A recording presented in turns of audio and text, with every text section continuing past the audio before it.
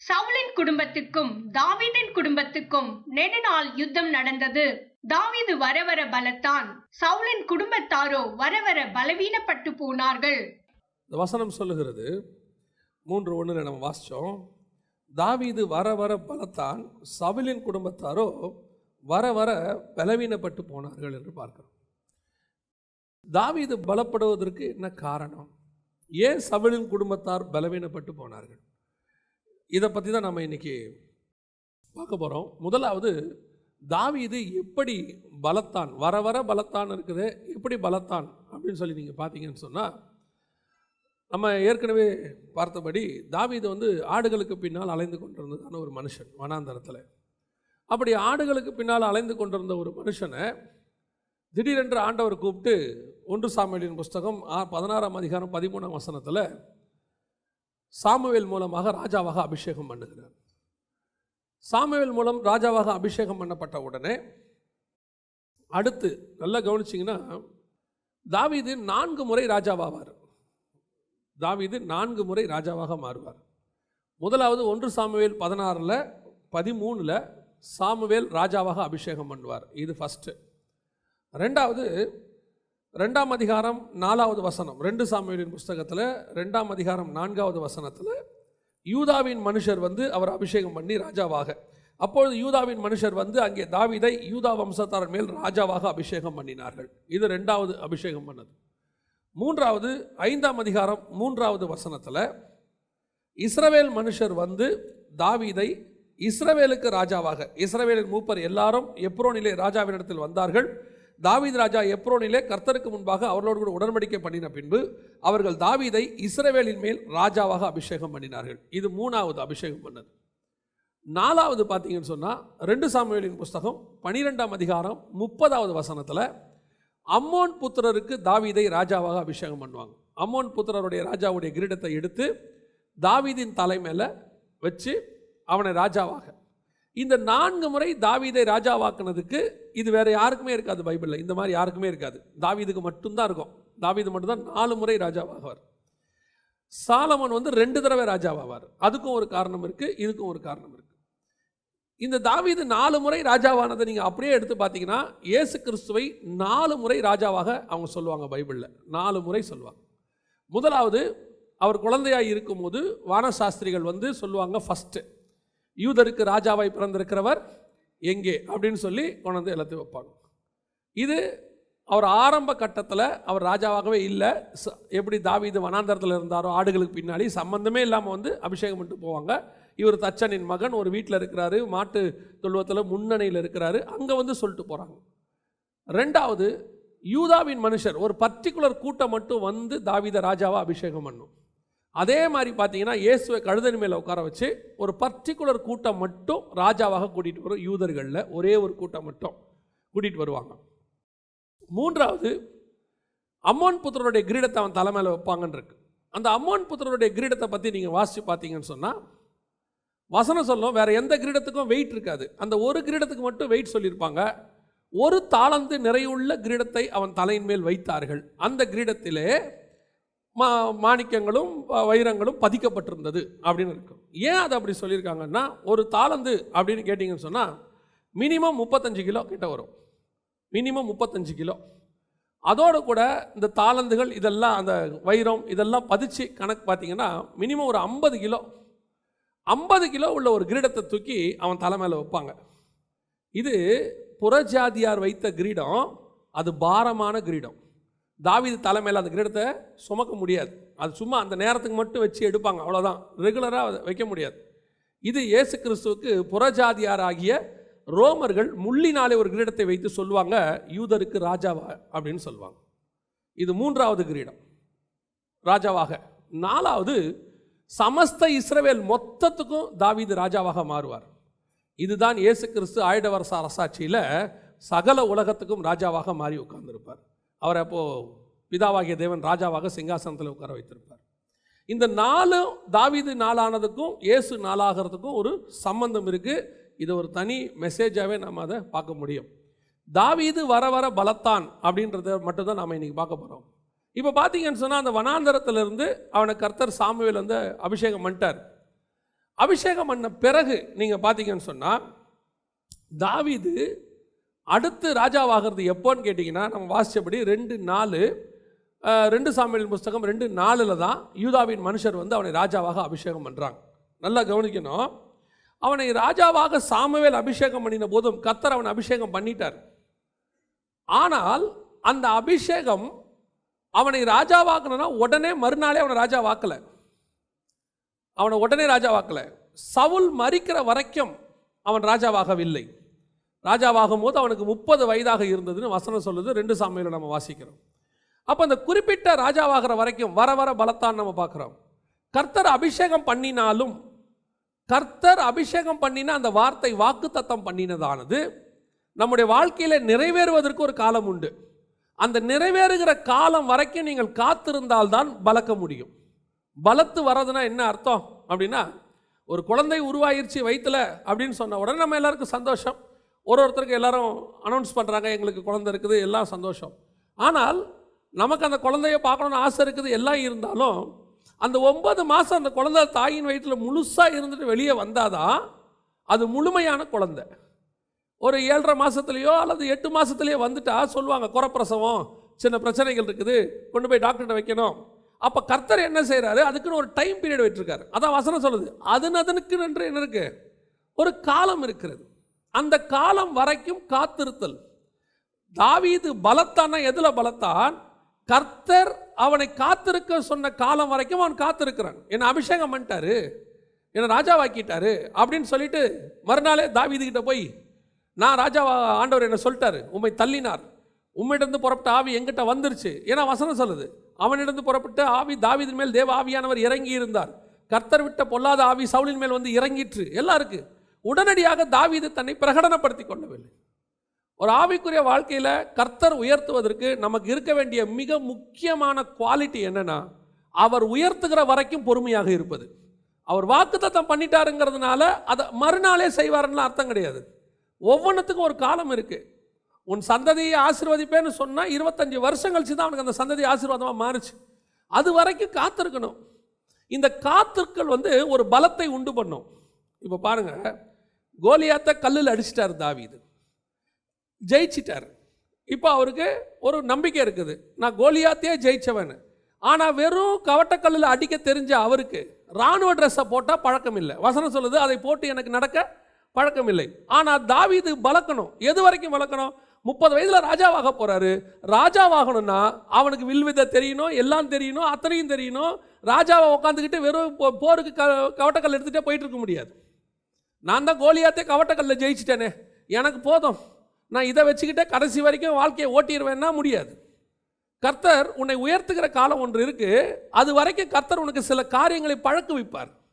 உன்னை உட்கார வைக்கிற ஸ்தானத்துக்கு தேவையான காரியங்களை கர்த்தர் சொல்லிக் கொடுப்பார். அந்த ஸ்தானத்தில் உன்னை உட்கார வைக்கிறதுக்கு முன்பதாக அந்த ஸ்தானத்துக்குரிய காரியங்களை கர்த்தர் உனக்கு சொல்லி தருவார். அந்த சொல்லி கொடுத்து நீங்கள் கத்து முடிக்கிற காலம் ஒன்று இருக்கு. அது வரைக்கும் கர்த்தர் பொறுமையாகத்தான் இருப்பார். தாவீது ராஜாவாகணும் அப்படின்னு முடிவு பண்ணியாச்சு, யூதா மனுஷர் சொல்லிட்டாங்க அப்படின்னு சொன்ன உடனே ராஜா உட்கார வைக்க முடியாது. அவனை கர்த்தர் உன்னை ராஜான்னு சொல்லிட்டாருன்னா அவர் ராஜாவை உட்கார வைக்கிற வரைக்கும் உன்னை பலக்க பண்ணுவார், உன் சரீரத்தை பலக்க பண்ணுவார், உன் ஆவியை பலக்க பண்ணுவார். உங்களுக்கு அதான் நான் சொல்லுவேன், எனக்கு ஆண்டவர் சொல்லி கொடுத்தது. சில நேரத்தில் ஏன் கர்த்தர் நம்மளை உயர்த்தாமல் வச்சிருக்கிறாரு, ஆனால் வாக்குத்தத்தம் பண்ணிட்டார். ஏன் உயர்த்தாமல் இருக்கிறாரு? அந்த இடத்துல கொண்டு போய் உட்கார வச்ச பிறகு நீங்கள் அந்த இடத்துல எப்படி ஆக்ட் பண்ணுவீங்கன்னு அவருக்கு நல்லா தெரியும். அந்த இடத்துல உட்கார வச்ச பிறகு உங்களுக்குள்ள இருக்கக்கூடிய குணாதிசயம் என்னவென்று கர்த்தர் பார்க்கிறார்.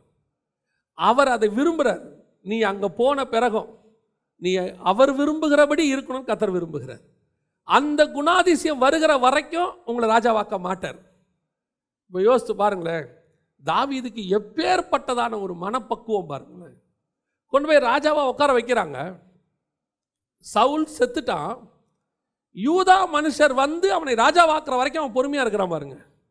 இவன் என்ன பண்ணியிருக்கணும் நியாயமா? இமிடியேட்டாக சவுல் செத்துட்டார், வாங்க போவோம். இன்னும் சவுலுக்கு 2 பசங்க தான் இருக்கிறாங்க. ஒருத்தன் இருக்கிறான் யோனத்தானும் செத்தாச்சு, இன்னொருத்தன் இஸ்போத்துன்னு ஒருத்தர் இருக்கிறான். இஸ்போத்தை போயிட்டு அடித்து நவுத்திட்டோம்னா இனி நம்ம தான் கிங்கு. நம்ம சவுலுக்கு தான் மரியாதை கொடுத்தோம், அவங்க பசங்களுக்கெல்லாம் மரியாதை கொடுக்க வேண்டிய அவசியம் இல்லை. இல்லை, தாவீது வெயிட் பண்ணுறான். என்னை தேடி கிரீடம் வரும், என்னை தேடி ராஜாவாக என்னை அபிஷேகம் பண்ணினவர் என்னை உட்கார வைக்கவும் வல்லமை உள்ளவராக இருக்கிறார். சில நேரத்தில் முதல் ஸ்டெப்பை கர்த்தர்கிட்ட கேட்போம், ரெண்டாவது ஸ்டெப்பை கர்த்தர்கிட்ட கேட்க மாட்டோம். அதான் நம்மகிட்ட இருக்க பிரச்சனை. பல நேரங்களில் ஊழியர்கள் செய்கிற தப்பு எங்கன்னா இங்கே தான் இருக்குது. கர்த்தர் ஆலயம் கட்டித்தரேன்னு சொல்லுவார். கர்த்தருக்கு நல்லா தெரியுங்க. இப்போ நீங்கள் எல்லாரும் ஆத்துமாக்கள், நீங்கள் உட்காந்து நம்ம ஆராதிக்கிறதுக்கு ஒரு இடம் வேணும்னு கர்த்தருக்கு தெரியுமா தெரியாதா? ஒரு தகப்பனுக்கு தம் பிள்ளைகள் நல்ல ஷெல்டரில் இருக்கணும்னு விரும்புகிறாரு. ஒரு சாதாரண தகப்பன், எனக்கு 2 பிள்ளைங்க இருக்குது, அது கொஞ்சம் ஒரு பாதுகாப்பான இடத்துல இருக்கணும், அங்கே அதுங்களுக்கு தேவையான வசதி இருக்கணும், தண்ணி இருக்கணும், இவ்வளோ பார்க்குற நம்மளே பொருளாதாரலாகி நீங்களே உங்கள் பிள்ளைகளுக்கு நல்ல ஈவுகளை செய்யும்போது பரலோகத்தில் இருக்கிற தகப்பன் செய்வது அதிக நிச்சயம் அல்லவா? அப்போ சொன்னவர் சொல்லியும் செய்யாது இருப்பாரோ, வசனத்தையும் நிறைவேற்றாது இருப்பாரோ? சொன்னதை செய்யும் அளவும் கொஞ்சம் காத்திருங்கன்னு தான் அவர் சொல்கிறார். அவர் சொன்னதை கண்டிப்பாக செய்வார். சொல்லிட்டாருன்னா அவர் வாயிலிருந்து வார்த்தை வர்ற வரைக்கும் தான் நமக்கு. வந்துடுச்சா கவலையே இல்லை, அந்த வார்த்தையை பிடிச்சிக்கிட்டு கடைசி வரைக்கும் ஓடிடலாம். ஏன்னா சொன்னவர் செய்யாதிருக்கவே மாட்டார். ஆனால் அவர் சொன்னதை செய்கிற வரைக்கும் நாம் பொறுமையாக இருக்கணும். ஆலயம் கட்டி கொடுக்குறேன்னு சொன்னார்னா காத்திருக்கணும். அதுக்கேற்ற ஆட்களை அங்கங்கே ஆண்டவர் வச்சிருப்பார். ஆசாரிப்பு கூடாரத்தை கட்ட சொல்கிறாரு மோசே கிட்ட. இப்போது அவங்ககிட்ட ஸ்பெசிஃபை பண்ணி சொல்கிறாரு, எப்பா இந்த ஸ்க்ரீன் இந்த கலரில் இருக்கணும், இந்த பசும் பொண்ணாக இருக்கணும், இது வெங்கலமாக இருக்கணும், இது கரண்டி இந்த மாதிரி இருக்கணும், இந்திரநீலம் இருக்கணும். ஒவ்வொன்றும் நம்மளா இருந்தால் என்ன, ஆண்டவரே நாங்கள் வனாந்தரத்தில் இருக்கிறோம், நாங்களே பாலைவனத்தில் இருக்கிறோம், எங்களை போய் இத்தனை விஷயத்தை கொண்டாட சொல்கிறீங்களே, நான் எந்த கடைக்கு போய் வாங்கிட்டு வருவேன்? அப்போ நல்லா கவனிச்சுக்கொள்ளுங்க. வனாந்தரத்தில் சொல்கிறார் ஆண்டவர். என்ன சொல்கிறாரு? ஸ்பெசிஃபிகேஷனாக சொல்கிறார், இதெல்லாம் கட்டு. மோசே ஆண்டவரை கேட்கவே இல்லை. ஆண்டவரே இதுக்கெல்லாம் நான் எங்கே போவேன், எங்கே போய் இன்றைக்கி நம்மளை ஆண்டவர் ஒரு காரியம் ஒரு மீட்டிங் நடத்து, 1 லட்ச ரூபா செலவாகும், நான் எங்கே போவேன்? ஆண்டவர் சொல்கிறாரு, உன்னை கட்ட சொல்கிறதுக்கு முன்னாடியே எல்லாத்தையும் ரெடி பண்ணிட்டு தான் நான் உங்கள்கிட்டயே சொல்லுவேன். உனக்கு ஆசாரிப்பு கூடாரம் கட்டுவதற்கு தேவையான எல்லாமே உன்னை சுற்றி இருக்கிற கூடாரத்துக்குள்ளே தான் இருக்குது. இஸ்ரவேல் என்கிற கூடாரத்துக்குள்ளே தான் இருக்கு. நீ ஒரே ஒரு கால் மட்டும் கூட ஆசாரிப்பு கூடாரம் கட்ட போகிறேன்னு சொல்லு, எல்லாம் தானாய் வந்து சேரும். ஏன்? நீ எப்போ எகிப்தில் புறப்பட்டியோ, எகிப்தர்களை ஏன் நீங்கள் கொள்ளையிட்டீங்க தெரியுமா? வனாந்தரத்தில் நீங்கள் சும்மா வச்சு அதை வச்சு என்ன பண்ண போகிறீங்க? வனாந்தரத்தில் வீடு கட்டி வாழவா போகிறீங்க? எதுக்கு உன்னை எகிப்தரை கொள்ளையிட வச்சேன் தெரியுமா? நான் ஆசாரிப்பு கூடாரம் கட்டுறதுக்கு அங்கேயே உன்னை கொடுக்க வச்சுட்டேன். அவனை எகிப்தரை கொடுக்க வச்சுட்டேன். உன் தேவைகள் எல்லாம் பக்கத்தில் உள்ள கூடாரத்திலேயே தான் இருக்கும். நான் சொல்லும் போது அது உன் கைக்கு வந்து சேரும். அது வரைக்கும் பொறுமையாயிரு. வாக்குத்தத்தம் பண்ணினவர் சொன்னதை நிச்சயம் நிறைவேற்றுவார். அவர் சொன்னதெல்லாம் பக்கத்திலே தான் இருக்கும். உன்னை ராஜா வாக்குறேன்னு சொன்னார்னா ராஜா வாக்குவார். திடீர்னு நமக்கு சவுல் செத்துட்டான், ஓகே ரைட், நம்ம ராஜா வாயில்லாமா? இல்லை, கொஞ்சம் இரு, இன்னும் ஒரு வேலை இருக்கு. அப்னேர் வருவான், இசபத் வேலை இருக்கு, முடிப்பேன். உன்னை ராஜா வாக்குறேன்னு சொன்னேன், நான் உன்னை ஆக்குவேன். அந்த பொறுமை தாவீதிடத்தில் இருந்தது. காத்திருந்தான். முதல்ல அவனை ராஜா வாக்குறாங்க. யூதாக்கு ஒரு யூதர்கள் மட்டும் ஆக்குறாங்க. யோசிச்சு பாருங்க, அன்னைக்கெல்லாம் தேசம் பிரியவே இல்லை. சாலமோனுக்கு அப்புறம் ரெகபியாம் எரோபியாம்னு பிரியுது 2. அது வரைக்கும் ராஜ்யபாரம் பிரியல. அப்பவே தாவீது காலத்திலேயே ஒரு கூட்டம் தான் இவனை ராஜா வாக்குது, யூதர்கள்னு. இப்போ தாவீது என்ன சொல்லணும்? ஏங்க இஸ்ரவேலுக்கு கர்த்தர் என்ன வாக்கி இருக்கிறாரு? ராஜா வாக்கி இருக்கிறார். நீங்க என்ன ஒரு பார்ட்டுக்கு என்ன சொல்றீங்க? என்ன நீங்க மொத்த இஸ்ரவேலுக்கு ஆக்குங்க அப்படின்னு கேட்கல. இப்போ கர்த்தர் என்ன வாக்குறார்? யூதாவுக்கு ராஜா வாக்குறார். ஒரு நாள் வரும், அவர் என்னை இஸ்ரவேலுக்கும் ராஜாவாக மாற்றுவார். இன்னைக்கு கர்த்தர் எனக்கு ஒரு ஆசீர்வாதத்தை கொடுத்துருக்கிறாரா? அதுக்கு சோத்திரம், பிரைஸ் தி லார்ட், அல்லேலூயா. வாக்கு தத்தம் பண்ணின ஒரு உண்மை உள்ளவர். மொத்தத்தையும் கொடுக்குற வரைக்கும் நான் காத்திருப்பேன். நான் இந்த அர்ஜென்சி இருக்கு பாருங்களேன். நம்ம வாழ்க்கையில் ஃபெயிலியருக்கு காரணமே இதுதாங்க. உடனே இன்னைக்கு நடந்துருமா, நாளைக்கு நடந்துருமா, இப்போ நடந்துருமா? இல்லை, நான் சொல்கிறேன், அவர் உங்களுக்கு சொன்னதை நிச்சயம் செய்வார். அவருக்கு ஒரு டைம் இருக்கு. அந்த டைம் வரைக்கும் நீங்கள் பொறுமையாக காத்திருந்தீங்கன்னா எல்லாத்தையும் கரெக்டாக ஆண்டவர் செஞ்சு முடிச்சுடுவார். அவர் செய்யாமல் இருக்க மாட்டார். எனக்கு தெரிஞ்சு நம்ம வாழ்க்கையில் நம்மளால் முடியாதுன்னு ஒன்று இருக்குன்னா சும்மா இருக்கிறது. நம்மளால் முடியாதது சும்மா இருக்கிறது தான். சும்மா இருங்கிறார் ஆண்டவர். நீ கொஞ்சம் சும்மா இருந்தினாலே நான் எல்லாத்தையும் பண்ணி உங்கள்கிட்ட கொடுத்துருவேன். தயவு செய்து விஷயத்தை காம்ப்ளிகேட் பண்ணிடாத. நீ பொறுமையாக இருந்தீங்கன்னா உனக்கு என்ன செஞ்சிருவேன்? எல்லாத்தையும் பண்ணி கொடுத்துருவேன். அமைதியாக இருந்தோம்னாலே பல நேரங்களில் நாம் பேசி கெடுத்துருவோம், பல நேரங்களில் நம்ம கத்தி கெடுத்துருவோம். நான் சொல்கிறேன், நீங்கள் பேசி சாதிக்கிறதை விட பேசாமல் அதிகம் சாதிக்கலாம். ஏன்னா நீங்கள் பேசாவிட்டால் உங்களுக்காக கர்த்தர் பேசுவார். நீங்கள் பேசின உடனே கர்த்தர் நினைப்பார், நீ பேசுறியாப்பா, பேசி முடி. நம்மக்கிட்ட ஒரு சுபாவம் உண்டு தெரியுமா, என்னென்னா நான் பேசினா எல்லாம் சரியாயிடுங்க, நான் போனால் அதெல்லாம் கரெக்டாக முடிச்சிடுவேன். அவங்க என்னங்க பேசுனாங்க, நான் மட்டும் அங்கே இருந்திருந்தேன்னா கரெக்டாக இருக்கும். ஆண்டவர் சொல்கிறார், நீ போயிட்டு வாயேன். அவன் சொல்லுவான், அதுக்கு அந்த ஆளே பரவாயில்லைங்க, இந்த ஆள் வந்து மொத்தத்தையும் கெடுத்துட்டான்.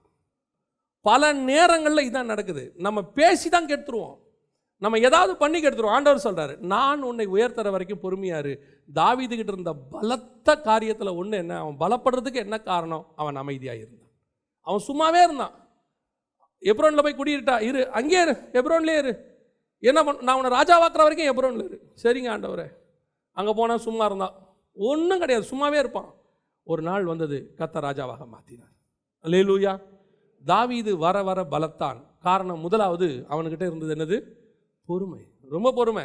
கர்த்தர் 30 வயசு வரைக்கும் அவனை பொறுமையாக இருக்க சொன்னார். யோசித்து பாருங்கள், 30 வயசில் ராஜாவாக்கணும்னா அவனுக்கு எவ்வளோ மெச்சூரிட்டி அந்த 30 வயசில் இருக்குது பாருங்கள். இன்றைக்கி நம்ம என்ன சொல்லுவோம், 30 வயசு தான், அந்த பையன்கிட்ட போய் சர்ச்சை கொடுக்குறீங்களே, 30 வயசு தான், அவங்ககிட்ட போய் அவ்வளோ பெரிய ஆர்கனைசேஷனை ஒப்படைக்கிறீங்களே. கர்த்தர் சொல்கிறாரு, நீ அவன் 30 வயசை பார்க்குற, நான் அவனை உருவாக்கின விதத்தை பார்க்குறேன், அவனை கொண்டு வந்த விதத்தை பார்க்குறேன், அவன் கஷ்டப்பட்ட விதத்தை பார்க்குறேன், வனாந்தரத்தில் ஓடினதை பார்க்குறேன், அவனை ராஜாவாக்குறதுக்கு நான் என்னென்ன விதத்தில் நடத்தி இருக்கிறேன்னு எனக்கு தெரியும். அவன் 30 வயதாக இருந்தாலும் அந்த இடத்துல உட்கார்ந்துருக்கும் போது அந்த மெச்சூரிட்டியோடு கூட இருப்பான் என்று பரலோகம் உன்னை குறித்தும் என்னை குறித்தும் சாட்சி கொடுக்கும். இன்னைக்கு உலகம் சொல்ல 30 வயசில் ஒன்றும் பண்ண முடியாதுன்னு. ஆண்டவர் சொல்வார், அவன் 30 வயசுலேயே இஸ்ரவேலையே ஆளுவாயா, டோட்டல் இஸ்ரவேல் அவன் ஆளுவாயா. எப்படி சொல்கிறீங்க, அந்த 30 வயசு வரைக்கும் அவனை நடத்தின பாதை எனக்கு தெரியும், அவனை கொண்டு வந்த பாதை எனக்கு தெரியும். நிறைய பேருக்கு அப்படி 30 வயசில் கொஞ்சம் யங் ஏஜில் மேலே வரும்போது அவங்கள பார்த்தோன்னா கொஞ்சம் பொறாமையாக இருக்கும். கர்த்தர் நம்மளை உயர்த்தின உடனே சிலர்லாம் சொல்லுவான், என்ன பண்ணான்னு தெரியல, இந்த பையன் சின்ன பையனாக இருக்கிறான், அதுக்குள்ளே இங்கே மேலே வந்துட்டான். அவன் சின்ன பையன் தான் பார்க்கறதுக்கு, ஆனால் சின்ன பையன் 60 வயசு வரைக்கும் பாடுகளை 30 வயசுலேயே அனுபவிச்சு முடிச்சிருப்பான். கர்த்தர் அவனை நடத்தியிருப்பார். அவனை போருங்க, வனாந்தரத்தில் ஓடினான். நம்மளால் வனாந்தரத்தில் நடக்கக்கூட முடியாதுங்க. கர்த்தர் ஓட விட்டார் அவனை. உன்னை ஓட விட்டதுக்கு காரணம் என்ன தெரியுமா, உன்னை ராஜாவாக உட்கார வைக்க போகிறேன், அது பெரிய போஸ்டிங். அந்த போஸ்டிங்க்கு தேவையான மெச்சூரிட்டி வேணும்னா இந்த பாடுகள் மத்தியில் நீ கடந்து போய்த்தான் ஆகணும். அந்த பாடுகள் உன்னை உருவாக்கிச்சு, அந்த பொறுமையை கொடுத்துச்சு. ரெண்டாவது, தாவீது வர வர பலத்தான் அப்படிங்கிறதுக்கு இன்னொரு காரணம் என்ன, வாசிங்க 1ஆம் அதிகாரம் 27வது வசனம். 2 சாமுவேல் புஸ்தகம் 1ஆம் அதிகாரம் 27 வாசி. பராக்கிரமசாலிகள் விழுந்து போனார்களே, யுத்த ஆயுதங்கள் எல்லாம் அழிந்து போயிற்றே என்று பாடினான். இப்போ யோசித்து பாருங்க, ரெண்டாவது தாவீதுக்கு இருந்த ரொம்ப மிக முக்கியமான ஒரு விஷயம், இந்த சவுல் தான் இவன் ராஜாவாகிறதுக்கு தடை. தாவீதை ராஜாவாகிறதுக்கு யார் தடை, சவுல் தான். இவன் ராஜாவாக கூடாதுன்னு நினைச்சவன் யாரு, சவுல் தான். வசனம் சொல்லுது, சவுல் செத்து போனான்னு ஒருத்தன் வந்து சொல்றான், உன்னை விரட்டின சவுல், உன்னை கொல்ல வகை தேடின சவுல், உனக்கு விரோதமாய் ஆட்களை அனுப்பின சவுல், நீ அவனுக்காக தம்புரு வாசிக்கிட்டு இருக்கும் போது ஈட்டியை எரிச்சு உன்னை கொல்ல பார்த்த சவுல், எங்கேயாவது நீ கிடப்பியான்னு அலைஞ்சானாமா சவுல். அப்படிப்பட்ட சவுல் செத்துட்டான்னு சொல்றாங்க. தாவீது சொல்றான், பராக்கிரமசாலி ஒருத்தன் செத்து போனேன்னு. இந்த சுபாவம் இயேசு கிறிஸ்துவுக்கு மட்டும்தாங்க வரும், வேற யாருக்குமே வராது. அதுக்கப்புறம் பைபிளில் தாவீதுகிட்ட இருக்கும். செத்து போனவன் எதிரி இல்லை, கர்த்தரால் அபிஷேகம் பண்ணப்பட்டவன். அதுதான் அவன் மைண்டில் இருக்குது. நான் ராஜாவாகிறேன், எனக்கு முன்னாடி ராஜாவாக இருந்தவன் செத்துட்டான், அவன் எனக்கு எதிரியாக இருக்கலாம், ஆனால் அவன் கர்த்தருடைய பிள்ளை. செத்தது இன்னொரு கர்த்தருடைய பிள்ளை. அந்த எண்ணம் எப்படி நீங்கள் யோசிங்க பாருங்க, எவ்வளோ பாசிட்டிவிட்டி அவன்கிட்ட இருக்குது பாருங்க. எனக்கு விரோதமாக பேசினவன், எனக்கு விரோதமாக நடந்தவன், என்னை கொல்ல பார்த்தவன் செத்துட்டான்னு சொல்கிறான். அவன் அதை குறித்து சந்தோஷப்படவே இல்லை. அவன் இருதயத்தில் என்ன இல்லை, சந்தோஷம் இல்லை. என் எதிரி செத்துட்டான், இருக்கட்டும் பரவாயில்ல, ஆனால் அவன் செத்துருக்கக்கூடாது. அவன் எவ்வளோ பெரிய ஆள் தெரியுமா, அவன் சொல்லுவான், அவன் கழுகை விட வேகமானவன், சிங்கத்தை விட பலசாலி, அவன் இப்படி செத்துட்டானேடா. இது தாவீதுக்கான சாதாரண சம்பவம்லாம் இல்லை, ஏதோ அவன் சவுலுக்கிட்ட மட்டும் அப்படி சொன்னான்ல. இன்னொரு வசனத்தையும் வாசிங்க, 4ஆம் அதிகாரம் 11வது வசனம் வாசிங்க. 4:11 வாசிங்க. தமது வீட்டிற்குள் தமது படுக்கையின் மேல் படுத்திருந்த நீதிமானை கொலை செய்த பொல்லாத மனுஷருக்கு எவ்வளவு அதிகமாய் ஆக்கினை செய்ய வேண்டும். நீதிமானை கொலை செய்தார்கள். யாரை பத்தி சொல்றான் தெரியுமா, சவுலுடைய பையனை பத்தி பேசுறான். சவுலுடைய பையனை கொன்னுட்டாங்க. கொன்னுட்டு வந்து சொல்றாங்க, உனக்கு இருந்த ஒரே எதிரிப்பா, சவுல் குடும்பத்தில் ஒரே ஒரு ஆள் தான் பாக்கி இருந்தான். இவன் தான் தன்னை ராஜான்னு சொன்னான். அப்னேர் வந்து இவனை தான் அபிஷேகம் பண்ணான். உனக்கு இருந்த ஃபைனல் எதிரி நாங்கள் க்ளோஸ் பண்ணிட்டோம், உனக்கு எதிரியே கிடையாது அப்படின்னு சந்தோஷமாக வந்து சொல்கிறாங்க. அவன் சொல்கிறான், நீ யாரை கொன்ன தெரியுமா? ஏன் எதிரியை கொல்லலை, ஒரு நீதிமானை கொன்று இருக்கிற. யார் அவன்? உன்னை விரட்டினவன். அப்னேர்ட்ட சொல்லி எப்படியாவது என்ன சொல்கிறான், இவனை கொன்று போடுன்னு சொல்கிறான் தாவீதை. அவன் செத்ததுக்கு தாவீது சொல்கிறான், நீங்கள் கொன்னது என்னுடைய எதிரியை அல்ல, நீங்கள் கொன்னது ஒரு நீதிமானை. இந்த சுபாவம் உங்களுக்கு எனக்கும் வந்துடுச்சுனாலே தேவசாயல் வந்துடுச்சுன்னு அர்த்தம். இந்த சுபாவம் உடனே வராது, எல்லாருக்கும் வரதுக்கு வாய்ப்பு இல்லை. வரணும், கர்த்தர் அதான் விரும்புகிறார். நமக்கு விரோதமாக வாழ்நாளெல்லாம் செயல்பட்டவங்க, நமக்கு விரோதமாக வாழ்நாளெல்லாம் பேசினவங்க, குற்றப்படுத்தினவங்க, நம்மளை எப்படியாவது ஒழிக்கணும்னு நினைக்கிறவங்க ஒரு நாள் ஒழிஞ்சிட்டாங்கன்னு நினைக்கும் போது உங்கள் இருதயத்தில் சந்தோஷம் வரக்கூடாது என்று கர்த்தர் நினைக்கிறார். அவனும் தேவனுடைய பிள்ளை தான். ஒரு முறை ஆண்டவர் எனக்கு சொல்லி கொடுத்தாரு. ஒரு பிரச்சனை வந்தபோது கர்த்தருடைய மனநிலையை எனக்கு உணர்த்தினார் பரிசுத்த ஆவியானவர். ஒரு பிரச்சனை வந்தபோது நம்ம ஆஸ் யூஷுவல் எப்பவும் போல ஜெபம் பண்ணுவோம், ஆண்டவரே இப்படி பண்ணுறாங்களே ஆண்டவரே அப்படின்னும் போது ஆண்டவர் சொல்கிறாரு, அவனையும் தேவசாயில நான் தானே உண்டாக்குனேன்.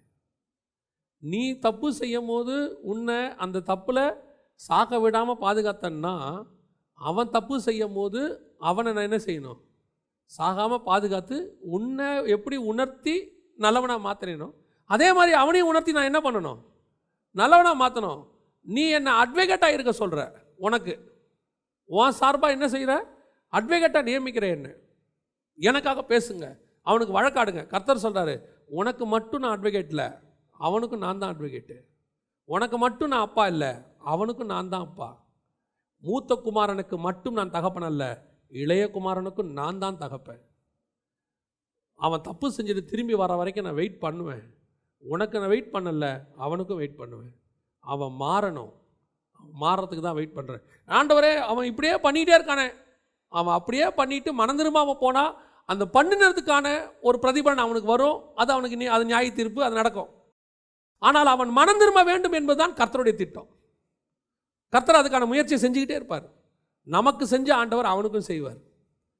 துன்மார்க்கனே சாகக்கூடாதுன்னு கர்த்தர் நினைக்கிறார். அப்படி இருக்கும்போது ஒரு தேவ பிள்ளை தப்பாக செய்யும் போது அவன் போகிற ரூட்டே தப்பான ரூட்டு, அதுக்கான முடிவு அவனுக்கு கிடைக்கிற ஒரு நாள் விட்டு நீ ஏன் அவங்ககிட்ட போய் சண்டை போடுற, நீயும் போடாத என்னையும் கூப்பிடாத. அப்போ அவனுக்கு நியாய தீர்ப்பே இல்லையா? அவன் போகிறதே ஹைவேஸில் வேகமாக போயிட்டு இருக்கான். எங்கேயோ ஒரு இடத்துல இப்படியே போனானா முட்டுவான். நீ நடுவில் குச்சி விடாத, நடுவில் எதையாவது போட்டு அவனை கீழே தள்ளணும்னு நினைக்காத. அவனே ஒரு நாள் இந்த வேகத்துக்கு என்ன ஆவான், அவன் போகிற ரூட் அப்படி இருக்கு. ஆனால் உன் எண்ணம் அவன் விழணும்னு இருக்கக்கூடாது. அவனையும் காப்பாற்றுங்க ஆண்டவர்.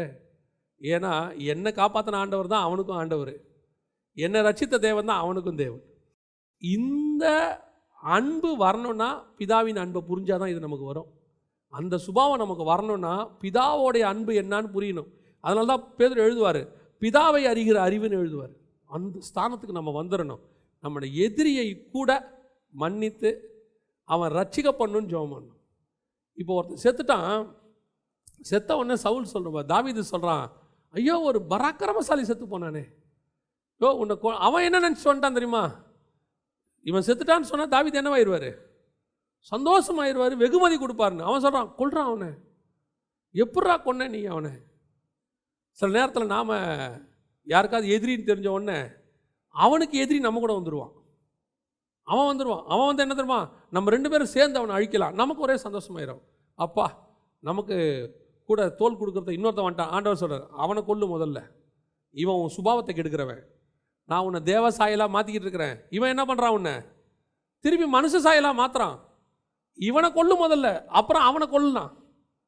எப்பவுமே சொல்கிறேன், இன்னொருத்தனை அழியணும்னு நம்ம வாழ்க்கையில் நினைக்க வேண்டிய அவசியமே இல்லை. அவன் செய்கிறது தப்பாக இருந்தால் அந்த அழிவு அவனுக்கு தானாய் வரும். அவன் ரூட் அதானா அது தானாக வரும். நம்முடைய வேலை அவனை அழிய வேண்டும் என்பது அல்ல. நம்முடைய வேலை அவனையும் கர்த்தர் ஆசீர்வதிக்கட்டும், வாழ்ந்துட்டு போட்டோம். பல நேரங்களில் கர்த்தர் அதை நம்மக்கிட்ட எதிர்பார்க்குறார். இது சில நேரத்தில் யாராவது அப்படி பண்ணும்போது நமக்கு தோணும், இவனை ஒரு வழி பண்ணிடலான்னு. ஆண்டவர் சொல்றார், விடு விடு, விடு விடு விடு விட்டுட்டு போயிட்டாரு. அதனால் நான் இப்போவும் சொல்கிறேன், அதனால் நீங்களும் நானும் தாழ்ந்து போகிறதில்லை. நீங்களும் நானும் வர வர பலத்து கொண்டே தான் போவோம். நம்முடைய எதிரியை தூரம் தள்ளிட்டே போயிட்டீங்கன்னா, விட்டு ஓடிட்டே அவனை பற்றி கண்டுக்காதீங்க. ஒரு நாள் அவன் இல்லாமல் போவான். வசனம் சொல்லுது, தாவீது வர வர பலத்தான், சவுலின் குடும்பத்தாரோ பலவீன. காரணம் என்ன? அவன் இவனை கொல்லணும்னே தேடிக்கிட்டு இருக்கிறான். சவுலும் தேடினான், அவன் பையனும் தேடினான். அவன் குடும்பம் ஒருத்தன் கூட இல்லாமல் போயிட்டாங்க. ஆனால் தாவீது கொல்லணும்னு தெரியல, என்னை விடுங்கடா, நான் பாட்டு ஆண்டவரோடு இருக்கிறேன், என்னை விட்டுருங்க. அவன் பாட்டுன்னு இருந்தான். ஆனால் வசனம் சொல்லுது, தாவீது வர வர பலத்தான், கர்த்தர் அவனை ராஜாவாக உட்கார வைத்தார். இது தாவீது இருந்த ரெண்டாவது மிக முக்கியமான சுபாவம். இந்த சுபாவத்தை நம்ம கர்த்தர்கிட்ட கேட்கணும். கண்டிப்பாக ஆண்டவர் வாக்குத்தத்தம் பண்ணதுக்கு எப்போவுமே ரெடிங்க. ஆனால் நம்ம அந்த வாக்குத்தத்தத்துக்கு நாம் தகுதியாக இருக்கிறோமான்னு கர்த்தர் பார்க்குறாரு. ஆண்டவர் உங்களை என்னையும் பணக்காரனாக்கிறதுக்கு அப்படின்ற நேரத்தில் ஆக்கிட்டு போயிடுவார். ஒரே ஒரு செகண்ட் கர்த்தர் நினச்சா ஒரே ஒரு செகண்டில் பணக்காரன் ஆக்கிடுவார். ஆனால் அந்த பணம் வந்த பிறகு நீங்கள் கரெக்டாக இருப்பீங்களான்னு கர்த்தர் பார்ப்பார். நீங்கள் கரெக்டாக இருக்க மாட்டீங்கன்னா அந்த பணத்தை கர்த்தர் உங்களுக்கு தர மாட்டார். ஏன்னா பணத்தை விட கர்த்தருக்கு நீங்கள் தான் முக்கியம், உங்கள் ஆத்மா தான் முக்கியம். அதை கொடுத்து என் பிள்ளை வீழ்ந்து போவதை விட அதை கொடுக்காமல் என் பிள்ளையை நான் பாதுகாப்பது நல்லதுன்னு நினைப்பார் ஆண்டவர். ஆண்டவருக்கு எப்போவுமே நம்ம ஆசீர்வதிக்கிறது பெரிய விஷயமே இல்லை. அந்த ஆசீர்வாதத்துக்கு தகுதி உடையவர்களாய் நீங்களும் நான் மாறணுங்கிறது தான் அவருக்கு முக்கியம். அந்த ஆசீர்வாதம் என்னுடைய ஆவிக்குரிய வாழ்க்கைக்கு மாத்திரம் அது என்னவாக இருக்கக்கூடாது, தடையாக இருக்கவே கூடாதுன்னு விரும்புவார். ஏன்னா ஆசீர்வாதம் பரலோகத்துக்கு வராது, நீங்களும் நானும் தான் பரலோகத்துக்கு வரப்போகிறோம். அல்லேலூயா. அப்போ தாவீதுடைய பலம் எதில் இருந்துச்சு? வர வர பலத்தானா எதில் இருந்துச்சுன்னா, அவனுடைய ஸ்ட்ரக்சரோ அல்லது அவனுக்கு உண்டான பவரோ இல்லை, அவனுடைய ஸ்பிரிச்சுவாலிட்டியில் பலன் இருந்துச்சு. கர்த்தர்கிட்ட காத்திருக்கிறதுல பலன் இருந்துச்சு. அடுத்தவங்களை மன்னிக்கிறதுல ஒரு பலன் இருந்துச்சு. எதிரிகளை தன்னோடு கூட, அவனுக்கு எதிரி எனக்கும் எதிரி இல்லை, அவனுக்கு நீ எதிரி விட்டுரு, எனக்கு யாரும் எதிரி கிடையாது, நான் எல்லாரையும் நேசிக்கிறேன். இதுதான் தாவீதுடைய பலம். இந்த பலம் நமக்கு வர ஆரம்பிச்சிருச்சுன்னா கர்த்தர் நம்மை ராஜாவாக்க உட்கார வைப்பார். அல்லேலூயா. இன்னும் ராஜாவாக்குவார், 4 இடத்துக்கு ராஜாவாக்குவார். நம்ம இன்னைக்கு ஒரு இடத்துக்கு தான் ராஜாவாகியிருப்போம், ஒரே ஒரு இடத்துக்கு மட்டும். கர்த்தர் 4 லெவலில் நம்மளை உயர்த்தி மேலே கொண்டு போய் உட்கார வைப்பார். நீங்களும் நானும் எதிர்பார்க்காத அளவுக்கு கர்த்தர் ஆசீர்வதிக்க வல்லமை உள்ளவராக இருக்கிறார். ஆனால் கர்த்தருக்கு தேவை அந்த ஆசீர்வாதத்தை தாங்கக்கூடிய அளவுக்கு நீங்கள் நானும் மெச்சூர் ஆகணுமாங்கிறது தான் முக்கியம். அதை ஆகும்போது கர்த்தர் எல்லாவற்றையும் தர வல்லமை உள்ளவராக இருக்கிறார். அல்லேலூயா. நம்ம ஜெபம் பண்ணலாமா தேவ சமூகத்தில்? நம்மள எழுந்திரிப்போமா? கொஞ்சம் ஒரு 2 நிமிஷம் மாத்திரம் உங்களை ஆராய்ந்து பாருங்கள். கர்த்தர் உங்களுக்கு எவ்வளோ விஷயங்களை வாக்குத்தத்தம் பண்ணியிருக்கிறார், எவ்வளோ காரியங்களை கர்த்தர் வாக்குத்தத்தம் பண்ணியிருக்கிறார். அவ்வளோ காரியங்களை வாக்குத்தத்தம் பண்ணியும் ஏன் அது இன்னும் நடக்கவில்லை? கர்த்தர் உங்கள்கிட்ட வசனத்தில் பேசியிருப்பார், தீர்க்கதரிசிகள் வழியாக உறுதிப்படுத்தி இருப்பார், பல நேரங்களில் ஆவியானவர் உங்களோடு கூட இடைப்பட்டு இருப்பார். அது உங்கள் ஊழிய பாதையிலையோ ஆவிக்குரிய பாதையிலையோ உலக பிரகாரமாயோ உங்களுடைய வேலையிலையோ படிப்பிலையோ பிஸ்னஸ்லையோ கர்த்தர் சில காரியங்களை உங்களுக்கு சொல்லியிருப்பார். நீங்களும் நானும் வர வர பலத்து வளர்ச்சி அடையணுங்கிறது தான் கர்த்தருடைய விருப்பம். அதுக்கான வாக்கு தத்தத்தையும் சொல்லியிருப்பார். ஏன் அது வரவில்லை, ஏன் இன்னும் வரல அப்படின்னா, அந்த வாக்கு தத்தத்தை அந்த ஆசீர்வாதத்தை சுதந்திரிக்கிற அளவுக்கு நாம் இன்னும் மெச்சூர்ட் ஆனோமான்னு பைபிள் பார்க்குது. சில நேரங்களில் உலகத்தார் சொல்கிறத நீங்கள் கவனிச்சிருப்பீங்க, அவன் புது பணக்காரங்க அதனால தான் இந்த ஆட்டம் ஆடுறான் அப்படின்னு சொல்லுவாங்க. அதோட அர்த்தம் என்னென்னா, அந்த ஆசீர்வாதம் வந்த பிறகு அந்த ஆசீர்வாதத்தை வைத்துக்கொண்டு அவர்கள் தலைக்கால் புரியாமல் அப்படியே அடுத்தவங்களை ரொம்ப கேவலமாக நடத்தி ஒரு மாதிரி நடப்பாங்க. அதை பார்த்தவங்க சொல்லுவாங்க. அதே நேரத்தில் பரம்பரையாக பணக்காராக இருக்கிறவங்கள, ஒரு 10 தலைமுறையாக பணக்காராக இருக்கிற கோடீஸ்வரங்க எத்தனையோ பிறகு அவங்கெல்லாம் பாருங்கள், ரொம்ப சிம்பிளாக ரொம்ப சாதாரணமாக. ஆனால் அவங்ககிட்ட பார்த்தீங்கன்னா கர்த்தர் பெரிய அளவு ஆசீர்வாதத்தை கொடுத்துருப்பாரு. ஆனால் அதெல்லாம் அவங்க கவலையே பட மாட்டாங்க, ரொம்ப கேஷுவலாக இருப்பாங்க. ஏன்னா அந்த ஆசீர்வாதம் அவர்களை அசைக்காது, அந்த ஆசீர்வாதத்தை அவர்கள் பொருட்டாக நினைக்கல. ஏன்னா அந்த ஆசீர்வாதத்தை அவர்கள் 10 தலைமுறையாக பார்த்து இது ஒன்றும் இல்லைங்கிற மைண்ட் செட்டுக்கு வந்துட்டாங்க. அவனை நம்பி பார்த்தீங்கன்னா இன்னும் கர்த்தர் கொடுப்பார். ஏன்? அவன் அதுக்கு உண்மையாக இருக்கிறான். ஆசீர்வாதத்தை அல்ல, அதை அவன் மேன்மையாக கருதலை. அந்த மாதிரி தான் உங்களை எண்ணி கர்த்தர் எதிர்பார்க்கிறார். சில காரியங்களை கர்த்தர் கொடுக்கும்போது அதில் நம்ம கொஞ்சம் ஆடக்கூடாதுன்னு ஆண்டவர் பார்க்குறாரு. தாவீதை ராஜாவாக்குனதுக்கும் சாலமோனை ராஜாவாக்குனதுக்கும் அதான் வித்தியாசம். தாவீது இந்த பாடுகள் பட்டு வந்ததுனால அவன் ராஜாவாகும் போது எந்த ஆட்டத்தையும் ஆடலை. ஆனால் சாலமோன் ராஜாவான போது அவன் எல்லாத்தையும் கர்த்தருக்கு விரோதமாக செய்ய தொடங்கிட்டான். அவன் பையன் அதை விட மோசம், ரெகோபெயாம் அதை விட. காரணம் என்ன? இவங்க யாருக்கும் அந்த மெச்சூரிட்டி இல்லை. நான் உனக்கு சொன்ன வாக்கு தத்தங்களில் ஒன்று கூட விழுந்து போகாது, வார்த்தையின் உறுப்பு கூட விழுந்து போகாது. நான் உனக்கு சொன்னதை செய்யும் அளவும் உன்னை நான் கைவிடுகிறது இல்லை. அழைத்த அழைப்பும் கிருபாவரங்களும் மாறாதவைகள். ஆண்டவர் உனக்கு சொன்னது தான். ஆனால் அதுக்கேற்ற இடத்துக்கு நீங்கள் வந்துட்டீங்களான்னு பாருங்க. ஸ்பிரிச்சுவல் மெச்சூரிட்டி வந்துருச்சான்னு பாருங்க. அந்த ஆசீர்வாதம் உன்னை அசைக்காதுன்னு பரலோகம் உங்கள் மேலே நம்பிக்கை வச்சிருச்சான்னு பாருங்க.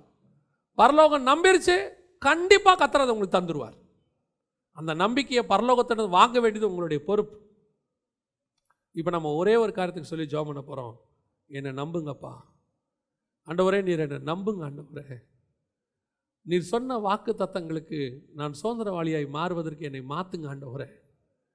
எனக்கு வாக்கு தத்தங்களால் வர ஆசீர்வாதங்கள் அல்லப்பா, நீங்கள் தான் எனக்கு மேன்மை. அதனால தான் தாவீது கடைசி வரைக்கும் சொல்லுவான், ஆடுகளுக்கு பின்னால் அலைந்து கொண்டிருந்த என்னை. அவன் அதை மறக்கவே மாட்டான். கர்த்தர் எதிர்பார்க்கறது அதை தான். உன் இளவயது பக்தியை கர்த்தர் நினைத்திருக்கிறார். நீ ஆதியிலே கொண்டிருந்த அன்பை கர்த்தர் நினைக்கிறார். இதெல்லாம் வந்த பிறகு அது மாறக்கூடாதுன்னு கர்த்தர் விரும்புகிறார். ஒப்பு கொடுப்போமா? தேவ சமூகத்தில் இன்னைக்கு கரங்களை உயர்த்தி, ஆண்டவரே, நீர் இன்னைக்கு சொன்ன வாக்கு தத்தங்களை சுதந்திரிப்பதற்கு எங்கிட்ட எது தடையாக இருக்குதோ இன்னைக்கு அதை ஒப்பு கொடுக்குறேன் ஆண்டவரே. நான் அதை சுதந்திரிப்பதற்கு நான் சுதந்திரவாளியாய் மாறணும் ஆண்டவரே. எல்லா தடைகளும் மாறட்டும். எங்கள் சர்வ வல்லமை உள்ள தகப்பனே, இந்த அருமையான வேலைக்காக ஸ்தோத்திரம். கரங்களை உயர்த்தி ஜெபிக்கிற ஒவ்வொருத்தருக்காக நாங்கள் ஜெபிக்கிறோம் ஆண்டவரே. ஒவ்வொருத்தருக்கும் வாக்குத்தத்தம் பண்ணி இருக்கிறீங்க, ஒவ்வொருத்தருக்கும் அதை நிறைவேற்றும்படி காத்திருக்கிறீங்க. இங்கே இருக்கிற ஒவ்வொருத்தரும் அதை சுதந்திரிக்க கர்த்தர் கிருபை தருவீராக ஆண்டவரே. நாங்கள் உயர்த்தப்படும் போது எங்களுக்குள்ள எந்த விதமான பெருமையோ, ஆண்டவரே, எதிரியை பழி வாங்கணுங்கிற எண்ணமோ, சீக்கிரத்தில் ஆசீர்வாதத்தை பெற்றுக்கொள்ளுங்கிற அந்த பொறுமையின்மையோ இல்லாதபடி நீடிய பொறுமை என்கிற ஆவிக்குரிய கனியோடு நாங்கள் காத்திருக்க கர்த்தர் கிருபை பாராட்டுங்க.